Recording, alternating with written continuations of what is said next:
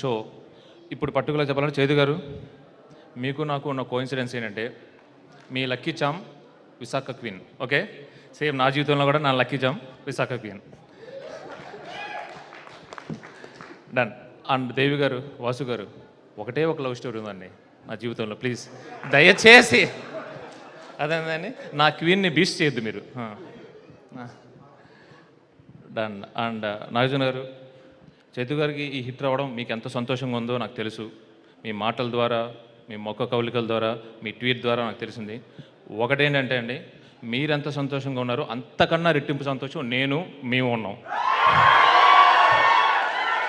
Yes, ఇది నిజం అండి, ఇది నిజం. ఓకే, ఇక్కడితో మొదలు ఇంకా అన్నీ సిక్సర్లే అండి.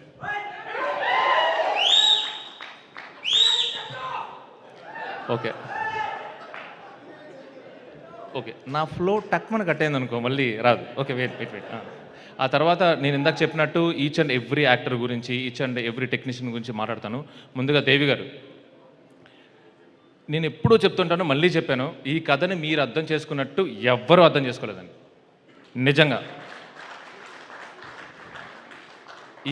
ఈ కథ మీ మ్యూజిక్ రూపంలోనే తెర మీదకి వచ్చింది.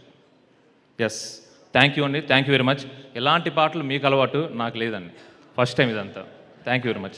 ఆ తర్వాత నాతో పాటు ఇంత స్ట్రాంగ్గా నమ్మింది ఎవరు అంటే మా editor Naveen Nuli. Thank you very much.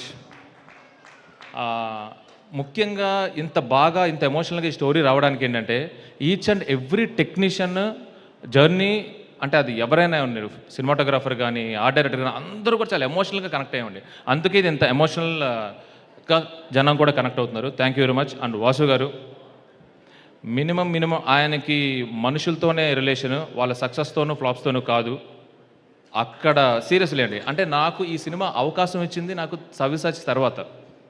10 రోజుల తర్వాత పిలిచినప్పుడు చాలా క్యాజువల్గా నెక్స్ట్ సినిమా ఎప్పుడమ్మా అన్నారు. అది ఒక సైకలాజికల్గా ఒక టెక్నీషియన్కి, మనిషికి ఎలాంటి బూస్టప్ ఇస్తుందంటే అది ఇంకా.